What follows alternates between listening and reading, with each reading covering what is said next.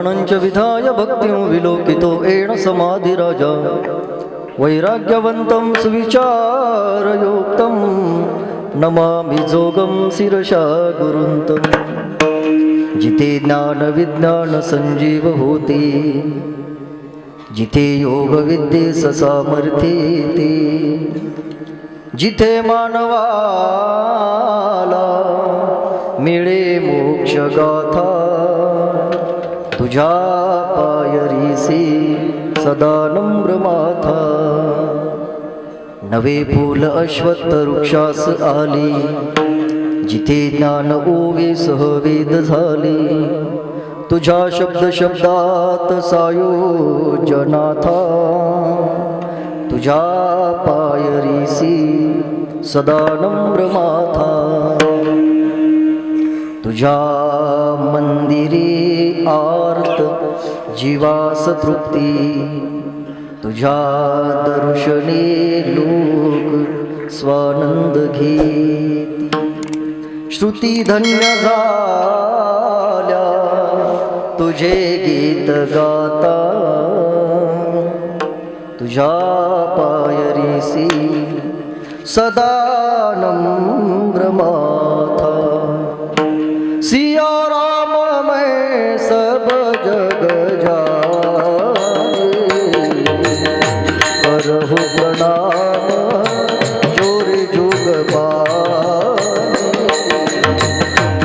मंगल भवन अमंगल हारे प्रभु शुभ शरण अजर बिहारी राम सिया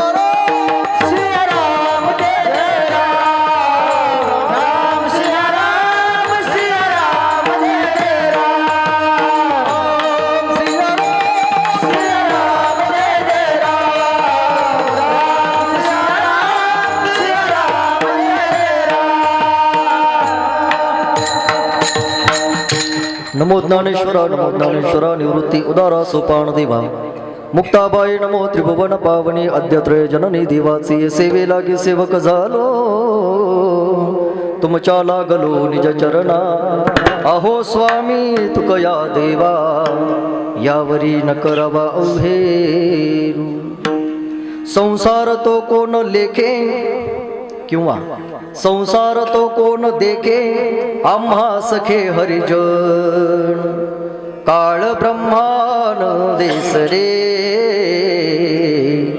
आवडी उरी संचली विश्वमंगल्याचं स्वप्न उराशी बाळगून अखिल मानव जातीला ज्ञानाचा मार्ग दाखवणारे विश्वमौली ज्ञानोबराय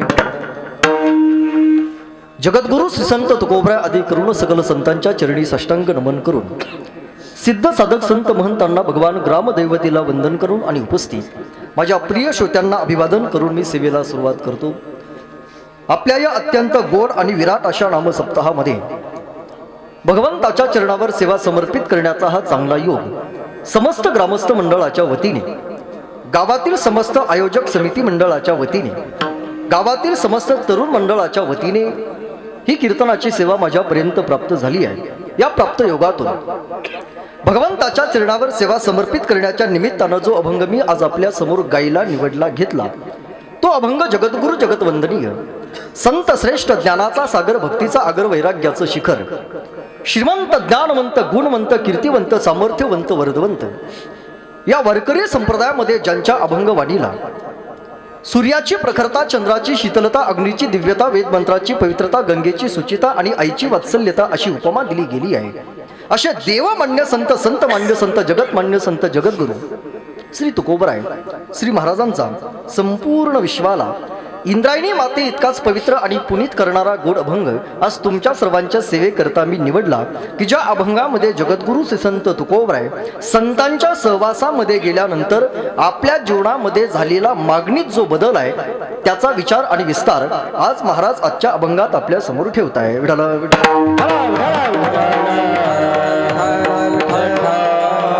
अभंग जगद्गुरु तुकोबराय यांचा आहे.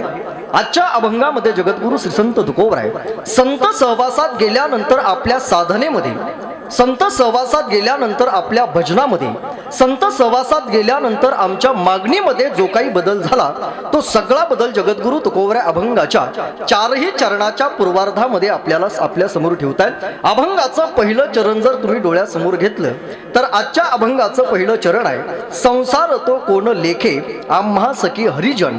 याच्यातला आम्हा सखी हरिजन अभंगातला उत्तरार्ध आहे आणि आम्हा सखी हरिजन या शब्दाचा अर्थ फक्त एवढाच आहे संतांचा सहवास.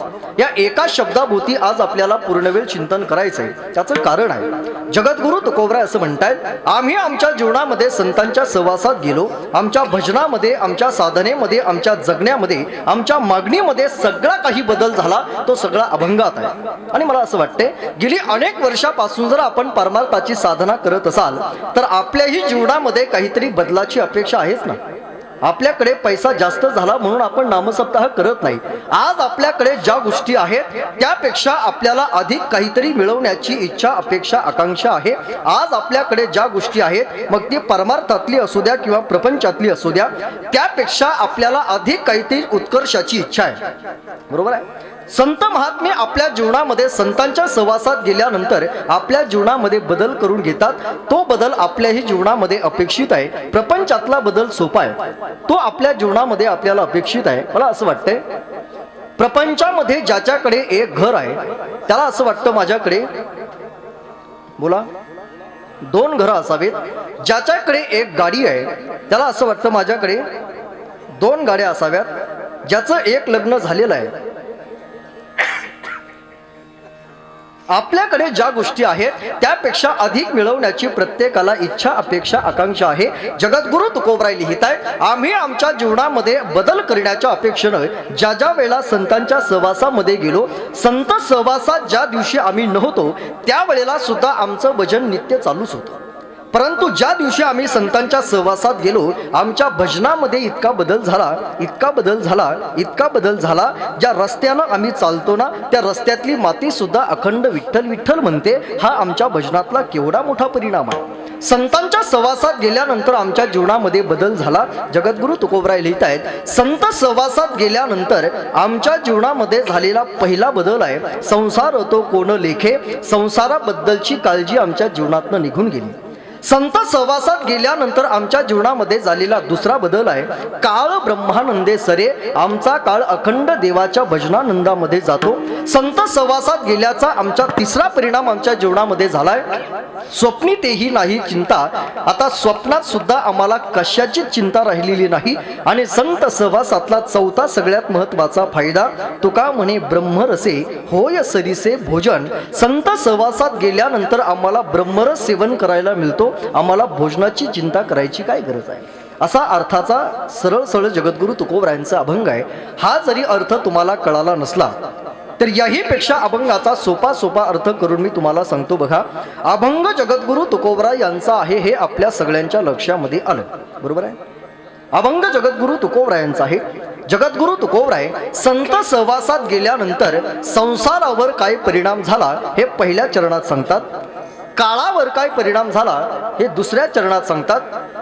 झोपेवर काय परिणाम झाला हे तिसऱ्या चरणात सांगतात. आणि जेवणावर काय परिणाम झाला हे चौथ्या चरणात सांगताय.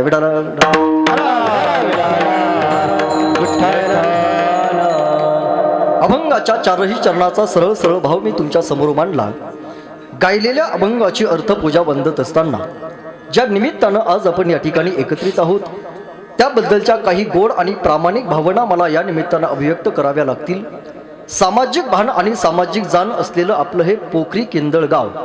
या गावामध्ये गेली अनेक वर्षापासून संत महात्म्यांच्या आशीर्वादानं ही परमार्थाची साधना आपल्याकडे चालू आहे. किती वर्ष झाले आपल्या नामसप्ताहाला? 15. 16वं वर्ष चालू आहे. म्हणजे धोक्याचं वर्ष आहे का? गेली अर्थात मोक्याचं वर्ष आहे. गेली 16 वर्षापासून ही परमार्थाची साधना आपल्याकडे चालू आहे. विश्वमाऊली ज्ञानोबरायांच्या आशीर्वादानं विश्वमाऊली ज्ञानोबरायांची सेवा करण्याच्या अपेक्षेनं गेली 15 वर्षापासून ही साधना आपण करत आहात. म्हणून माऊलीचं सुंदर मंदिर आपण या ठिकाणी गावामध्ये उभारलंय याचा आम्हाला मनापासून आनंद आहे. खरं तर मी असं म्हणेल माऊलींच्या आशीर्वादाने जर माऊलींची सेवा तुम्ही 16 वर्षापासून करत असाल तर माझ्या कीर्तनातलं प्रामाणिक मत असं आहे, ज्या वेळेला तुमच्या या नामसप्ताहाला 25 वर्ष पूर्ण होतील त्यावेळेला तुम्ही सगळे जिवंत असणारच आहात. काय म्हणालो मी? हे जरी तुमचं 16वं वर्ष असलं तरी ज्या वेळेला तुमच्या या नामसप्ताहाला 25 वर्ष पूर्ण होतील त्यावेळेला तुम्ही सगळे जिवंत असणारच आहात. ज्या वेळेला तुमच्या या नामसप्ताहाला 50 वर्ष पूर्ण होतील त्यावेळेला माईक सिस्टीम यांचीच असणार आहे. वा, फार चांगली सिस्टीम आहे. एकदा जोरदार टाळ्या झाल्या. वा. ज्या वेळेला तुमच्या या नामसप्ताहाला 25 वर्ष पूर्ण होतील तुम्ही सगळे जिवंत असणार आहात. ज्या वेळेला तुमच्या या नामसप्ताहाला 50 वर्ष पूर्ण होतील त्यावेळेला माईक सिस्टीम यांचीच असणार आहे. ज्या वेळेला तुमच्या या नामसप्ताहाला 75 वर्ष पूर्ण होतील त्यावेळेला मागणीचं कीर्तन तुम्ही माझंच पुन्हा पुन्हा ठेवणार आहात. बरोबर आहे. आणि ज्या वेळेला तुमच्या या नामसप्ताहाला 100 वर्ष पूर्ण होतील दादा त्यावेळेला विनेकरी तेच असणार आहे. थांबणार आहात ना तुम्ही 100 वर्ष? क्या भरोसा है इस जिंदगी का, साथ देते नहीं किसी का, तू काया नगर का सौदागर, एक दिन तो तुम्हें जाना है. उद्याचं काय करून बसले दादा? माणसाचा क्षणाचा सुद्धा भरोसा नाही. कधी कोरोना सारखी संकट येतील, कधी चालता बोलता माणसं निघून जातील हे सांगता येणार नाही. कोरोनाच्या या 2 वर्षाच्या कालखंडात दादा या महाराष्ट्रामध्ये 1.5 लाख माणसं कोरोनानं मरण पावली. ऐकताय तुम्ही कीर्तन? मग ज्या महाराष्ट्रामध्ये 2 वर्षात कोरोनामध्ये 1.5 लाख माणसं मरण पावली त्या महाराष्ट्रात आज आपण सगळे जिवंत आहोत. ही माऊलीची आपल्यावर कृपाच आहे ना. मग भगवंताच्या आणि संतांच्या कृपेने आता जर आपण जिवंत असाल तर आता गोड परमार्थ करायला काय हरकत आहे?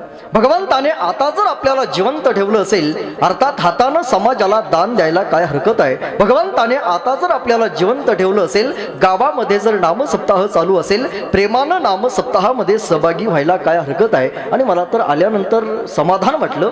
गावातील तरुण मंडळी, गावातील लहान थोर मंडळी आपल्या या नामसप्ताहामध्ये तन मन धनाने सेवा करतायत.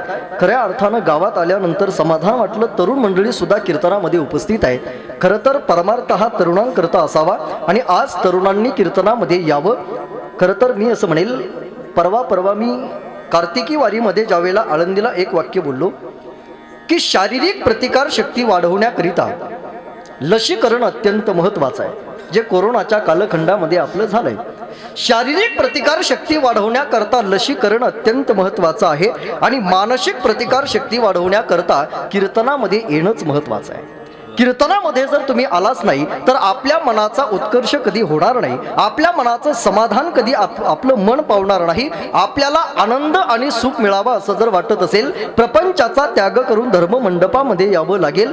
कधीतरी प्रपंचाचा त्याग करून आळंदी पंढरपूरची एखादी वारी तुम्हाला करावी लागेल. मनाचा उत्कर्ष दादा या नामसप्ताहानं होत असतो. म्हणून आपल्या गावामध्ये गेली 16 वर्षापासून ही परमार्थाची साधना जर तुमची चालू असेल तर ही साधना तुमची जीवनामध्ये अशीच पिढ्यानपिढ्या चालू राहावी याकरता भगवंताने आणि विश्वमाऊली दानवरायांनी तुम्हा सगळ्यांना उदंड आयुष्य आरोग्य प्रदान करावं ही शुभकामना भगवंताच्या चरणावर व्यक्त करतो. या नामसप्ताहाच्या निमित्तानं वारकरी संप्रदायातील पर्वताच्या उंचीची माणसं गेली 7 दिवस आपल्या या नामसप्ताहामध्ये सेवा देत आहेत.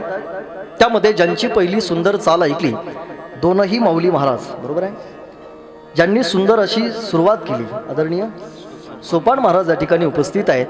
आधी करून समस्त टाळकरी मंडळी, आता सर्वांचीच नावं काय मला माहीत नाही, तुम्ही सगळीच माझ्या मनातली नाही तर हृदयातील माणसं आहात. वारकरी संप्रदायातलं पवित्र कार्य तुमच्या सगळ्यांच्या हातून घडत असल्यामुळे तुम्हाला सुद्धा सगळ्यांना भगवंताने उदंड आयुष्य आरोग्य प्रदान करावं.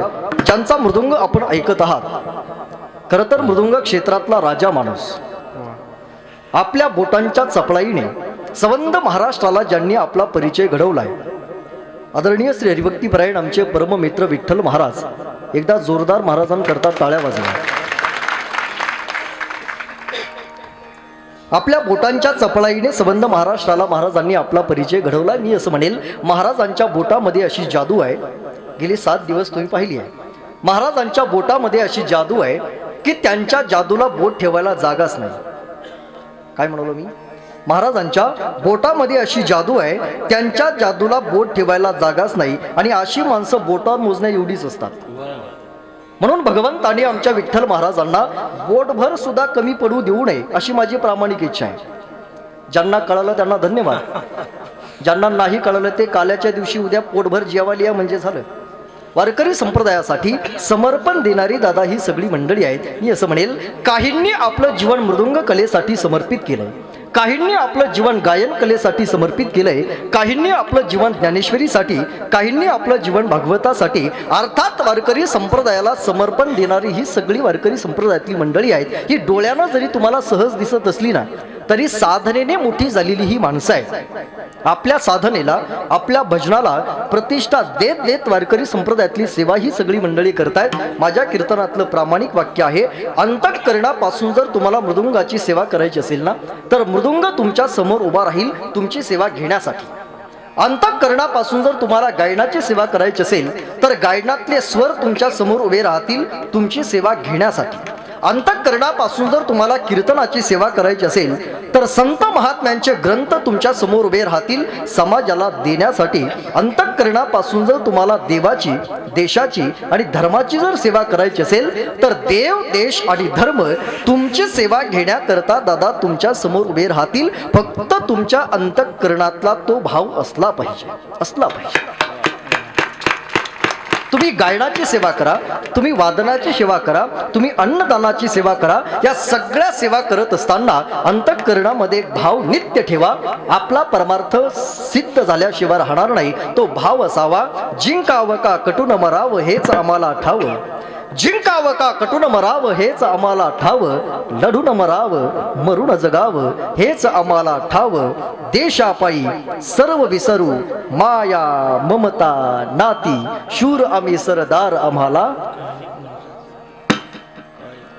देव देश धर्मापायी प्राण घेतलं हाती, शूर आम्ही सरदार आम्हाला गायनाची भीती. असं काहीसं जीवन वारकरी संप्रदायाला समर्पण देणारी ही सगळी माणसं असल्यामुळे या सर्वांच्या चरणावर विनम्र भावाने अभिवादन करतो आणि अभंगाच्या पदापदाचं चिंतन करण्यासाठी प्रवृत्त होतो.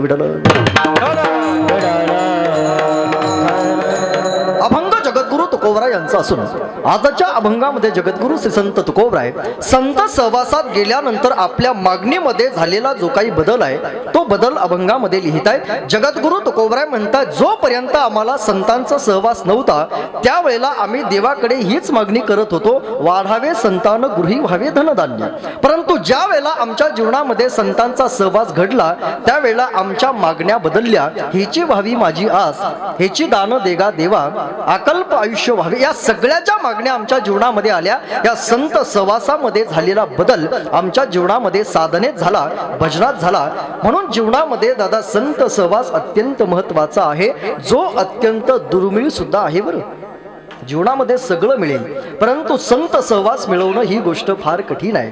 सगळं मिळेल जीवनामध्ये. मी असं म्हणेल, तुमच्या खिशातला जर पैसा गेला ना, लक्ष देऊन कीर्तन ऐका, आजचं कीर्तन तुमच्या चांगलं पचनी पडेल. तुमच्या खिशातला जर पैसा गेला, तुम्ही कष्ट करा, कष्टाने तुम्हाला तुमचा पैसा पुन्हा मिळवता येऊ शकतो. तुमचं आरोग्य जर गेलं, तुम्ही पथ्य पाळा, औषध घ्या, गेलेलं आरोग्य सुद्धा तुम्हाला मिळवता येतं.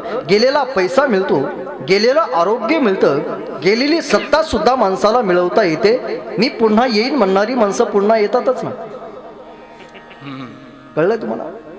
गेलेली सत्ता मिळते, गेलेलं आरोग्य मिळतं, गेलेला पैसा मिळतो, परंतु संत सहवास मिळवणं दादा अत्यंत कठीण आहे. तात मिले पुनिमात मिले, सोने भ्रात मिले जुबती सुखदाई, राज मिले गजवाज मिले, सब साज मिले मनुवांछित पाई, लोक मिले विधि लोक मिले, परलोक मिले वैकुंठ में जाई, सुंदर और सब कुछ मिले, परिसंत समागम दुर्लभ भाई, संत समागम दुर्लभ बहु अवघड आहे संत भेटी परी जग जेठी. सगळं मिळेल जीवनामध्ये, संत सहवास मिळवणं दादा ही गोष्ट अत्यंत कठीण आहे. अनेक प्रमाण आपल्या हातामध्ये आहेत ना संतांची. चंद्र अमृत सुखे सेववील असता जाता रवी धरवेल बाह्य हेळा सागर तरवेल परी त्या साधूची भेट न होईल गा. सगळं मिळेल, संत सहवास मिळवणं कठीण आहे. जगद्गुरु तुकोबराय लिहितायत, जो संत सहवास मिळवणं तुमच्यासाठी कठीण आहे तो संत सहवास आमच्या जीवनामध्ये सहज मिळाला. संत सहवास मिळाल्यामुळे आमच्या साधनेत, आमच्या भजनात, आमच्या मागणीमध्ये सगळा जो काही बदल झाला तो सगळा बदल अभंगामध्ये आहे.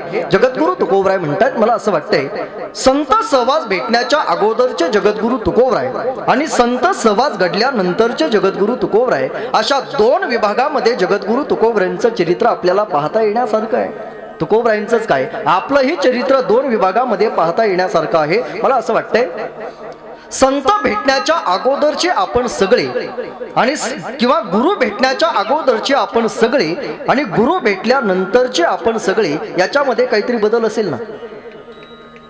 तुम्हाला कीर्तन कळतंय माझं? यापेक्षा सोपं सांगू, माळ घालण्याच्या अगोदरचे आपण सगळे आणि माळ घातल्यानंतरचे आपण सगळे याच्यामध्ये काहीतरी बदल असेल ना.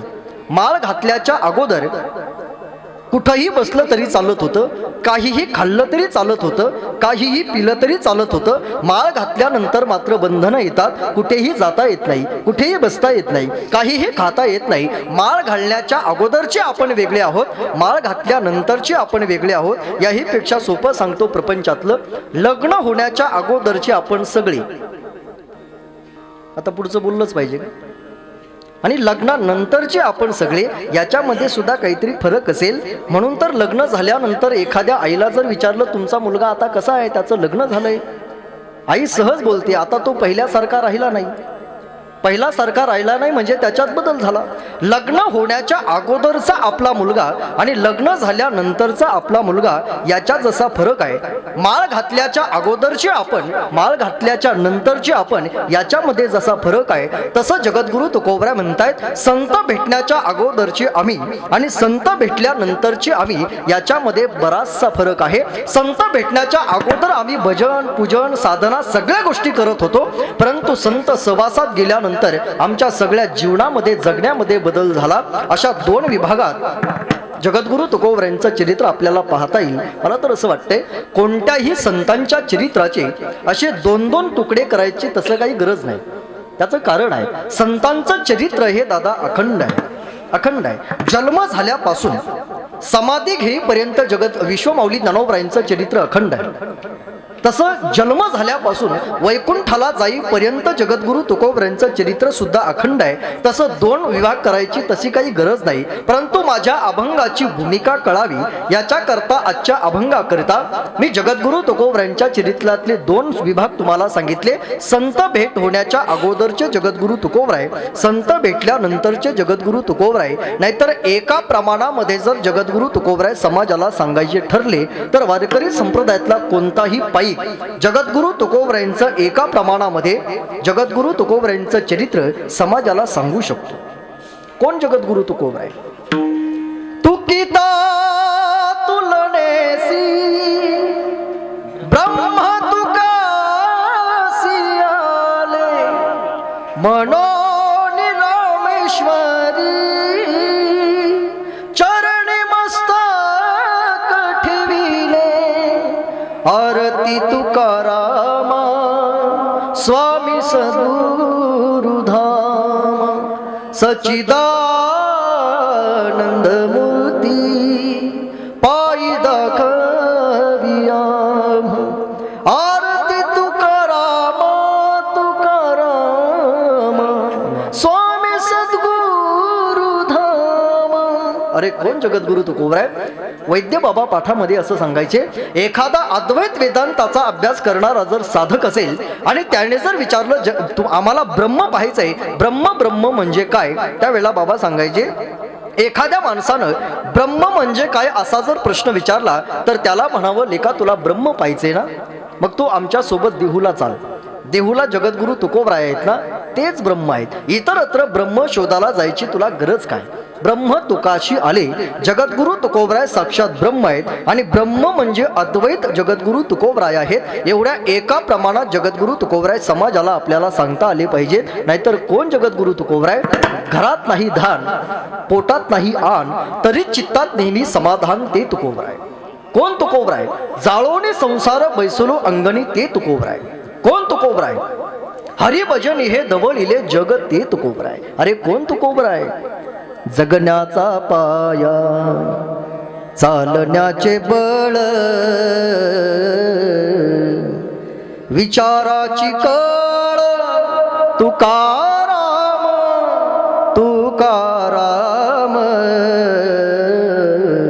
जगण्याचा पाया, शब्दांचे इमान, अक्षरांचे रान, अभंगाचे पान, तुकाराम तुकाराम.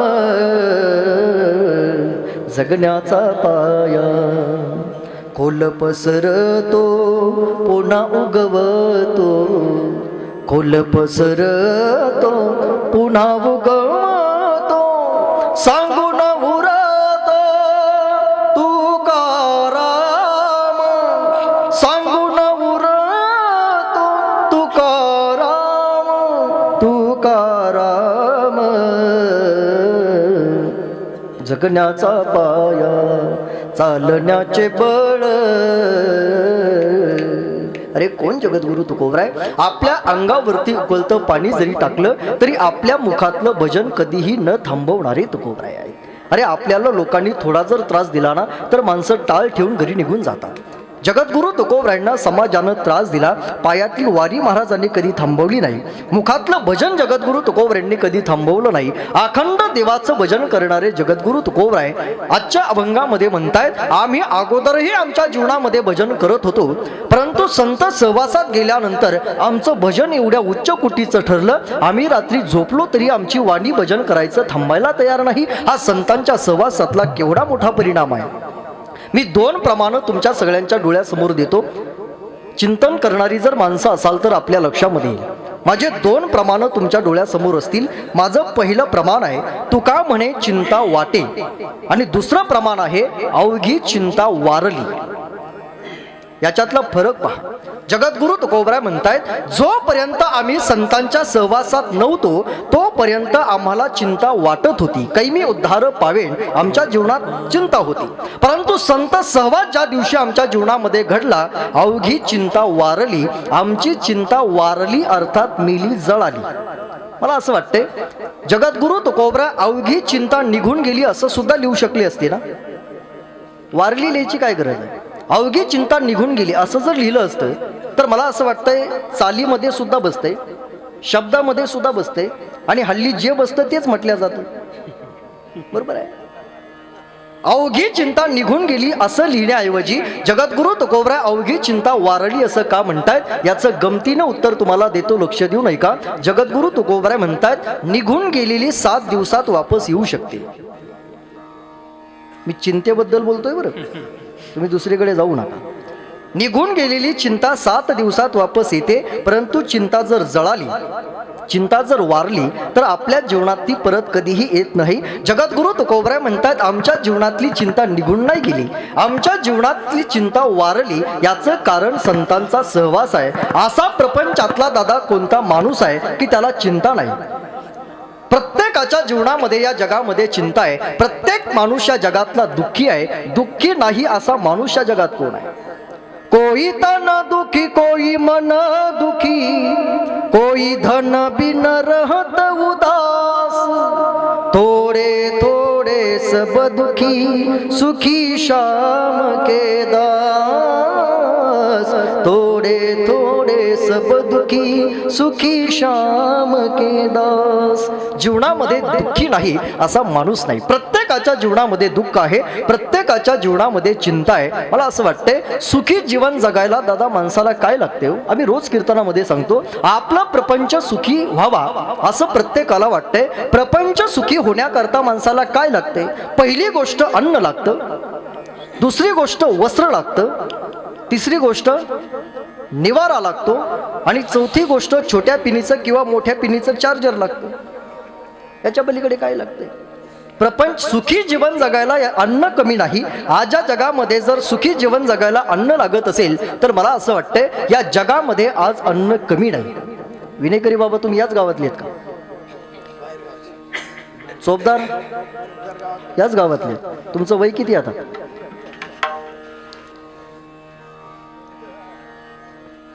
18? किती आहे? 30. तुमच्या या आयुष्याच्या 30 वर्षामध्ये तुमच्या गावातला एखादा माणूस खायला न भेटला म्हणून मरण पावला असं तुम्ही ऐकलंय का? खाऊन खाऊन बरेच मेले असतील, परंतु खायला भेटलं नाही म्हणून माणूस मरत नाही. त्याचं कारण आज या जगामध्ये अन्न कमी नाही. 350 वर्षापूर्वी जगद्गुरु तुकोबरायांच्या काळात त्यांची पहिली पत्नी अन्न करिता मेली. पूर्वीच्या काळामध्ये अन्न कमी होतं. आज या जगामध्ये अन्न कमी नाही. अन्नदान करणारे सुद्धा माणसं या जगामध्ये कमी नाहीत. आपल्या गावामध्ये सबंध गावाला अन्नदानाची पंगत आहे. केवढा मोठा वैभव आहे. आज अन्न कमी नाही, अन्नदान करणारे कमी नाहीत, तरी सुद्धा माणसं दुःखी आहे. दुसरी गोष्ट वस्त्र.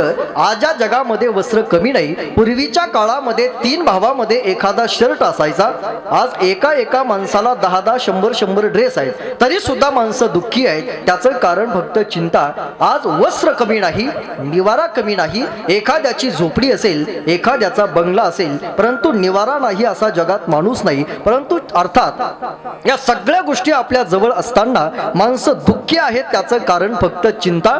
जगद्गुरु तुकोबराय म्हणतायत आपल्या जीवनातली चिंता मिटावी आणि आपल्या जीवनातलं चिंतन वाढावं असं जर वाटत असेल तर प्रपंचाचा त्याग करून कधीतरी संत सहवासामध्ये जाण्याचा प्रयत्न करा. संत सहवासात आम्ही आमच्या जीवनामध्ये गेलो. जोपर्यंत संत सहवासात नव्हतो तोपर्यंत तुका म्हणे चिंता वाटे. आम्हाला चिंता अखंड वाटत होती. संत सहवासात आम्ही गेलो, आमची चिंता वारली, अर्थात आमच्या जीवनातली कायमची चिंता जळाली. म्हणून संत सहवासात गेल्यानंतर या सगळ्या गोष्टीचा परिणाम जीवनामध्ये होत राहतो. संत सहवासात गेल्यानंतर जगद्गुरु तुकोबराय म्हणताय नुसती चिंता वारली याच्यात नवल नाही. आमचं मन हे मन राहिलं नाही. आमचं मन हे न मन या अवस्थेवर गेलं. आम्ही अद्वैत अवस्थेवर जाऊन पोहोचलो. निर्द्वंद्वपणाची अवस्था आमच्या जीवनावर संत सहवासाने आली. संत सहवासाने आली. मी आणि माझेपणा आमच्या जीवनातला कायमचा निघून गेला. मी असं म्हणेल परमार्थिक जीवन सफल व्हावं असं जर वाटत असेल, लक्ष देऊन कीर्तन ऐका, परमार्थ सफल व्हावा असं जर वाटत असेल तर सगळ्यात अगोदर मी आणि माझेपणा जाणं अत्यंत महत्वाचं आहे. जोपर्यंत परमार्थातला मी आणि माझेपणा जाणार नाही, कितीही वर्ष परमार्थ करा, परमार्थ दादा कधीही सफल होणार नाही. परमार्थामध्ये किंवा प्रपंचामध्ये वस्तू म्हणून जर स्वीकारली तर त्याचं सुखदुःख या जगात नाही, परंतु वस्तू माझी म्हणून जर स्वीकारली तर माणसाला दुःखाला कारण ठरत राहतं. उदाहरणार्थ हा माईक आहे. या माईकनं तुम्ही कीर्तन ऐकत आहात. मी जर म्हणालो हा माईक माझा आहे तर आवाज जर चांगला आला तर मला समाधान आहे, आणि मी जर म्हणालो माईक माझा नाहीच आहे तर आवाज चांगला आला काय आणि वाईट आला काय त्याच्याशी काही कर्तव्य नाही. मला कधी कधी कीर्तनकाराचं कौतुक वाटतं. विठ्ठल महाराज ज्या वेळेला एखादा कीर्तनकार या स्टेजवर येतो त्यावेळेला माईक सिस्टीमवाल्याला म्हणत असतो माझ्या माईकचा आवाज वाढव. कोणाच्या? कोण म्हणतो? कीर्तनकार. माझ्या माईकचा आवाज वाढव. त्यावेळेला माईक सिस्टीमवाले म्हणत असतात माईक माझा आहे, 10-5 हजार रुपये मी त्याला खर्च केलेत, 2 तासासाठी हा कीर्तनकार इथे येतो, माझ्या माईकचा आवाज वाढव, माझ्या माईकचा आवाज वाढव, माझ्या माईकचा आवाज वाढव, माझ्या माईकचा आवाज वाढव म्हटल्यानंतर कीर्तनकाराला बरं वाटतं, परंतु त्यांना वाईट वाटतं ना. मी आणि माझेपणा जोपर्यंत जाणार नाही दादा तोपर्यंत परमार्थातली निर्द्वंद्व अवस्था कधीही येणार नाही. पारमार्थिक साधना करत असताना, प्रपंचिक साधना करत असताना वस्तू म्हणून जर तुम्ही स्वीकारली तर सुखदुःख नाही, वस्तू माझी म्हणून स्वीकारली तर दुःखाला कारण आहे. प्रपंचातली कोणतीही वस्तू घ्या, सुखानंतर दुःख प्रत्येकाचं ठरलेलं आहे. प्रपंचातली कोणतीही वस्तू घ्या. माझा तुम्हाला सगळ्यांना प्रश्न आहे, घरामध्ये लाईट असणं सुखाचं की दुःखाचं? तुम्ही नाराज आहेत का माझ्यावर? हा काय वेदांतातला प्रश्न आहे का? घरामध्ये लाईट असणं सुखाचं, घरामध्ये फ्रीज असणं सुखाचं की दुःखाचं? सुखाचं. घरामध्ये एसी असणं सुखाचं की दुःखाचं? सुखाचं. लाईट बिल येणं सुखाचं की दुःखाचं? प्रपंचातली कोणतीही वस्तू घ्या, सुखानंतर ती आपल्याला दुःख देते. परमार्थामध्ये अद्वैत अवस्था येण्याकरिता प्रपंचातली वस्तू किंवा परमार्थातली वस्तू माझी म्हणून स्वीकारू नका. जोपर्यंत आपल्या अंतःकरणामध्ये भाव निर्माण होणार नाही, मी माझेपणा जोपर्यंत जाणार नाही तोपर्यंत परमार्थातली अद्वैत अवस्था दादा कधीच येणार नाही. प्रापंचिक जीवन जगत असताना अंतःकरणामध्ये भाव असला पाहिजे. कसमे वादे प्यार वफा सब बातें हैं बातों का क्या. फार जुनं गाणं आहे. कसमे वादे प्यार वफा सब बातें हैं बातों का क्या.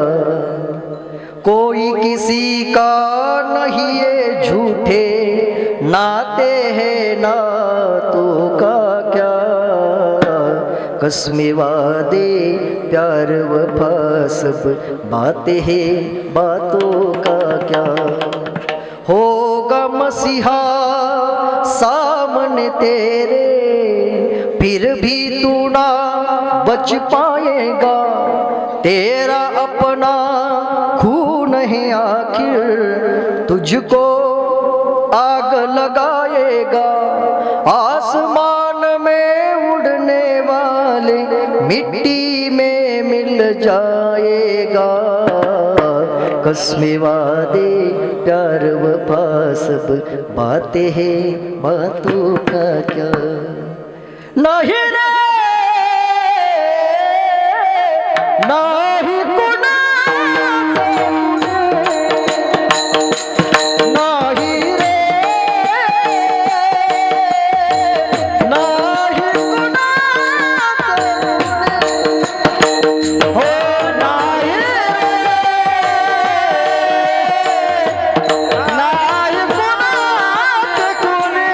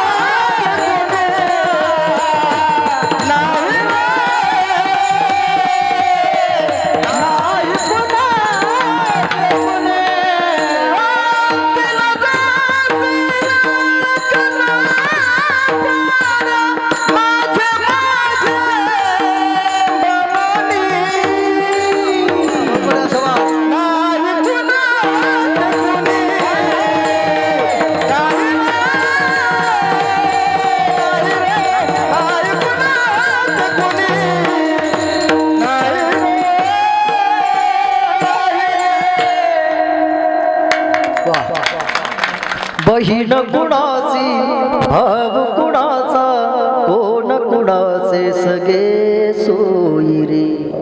मैं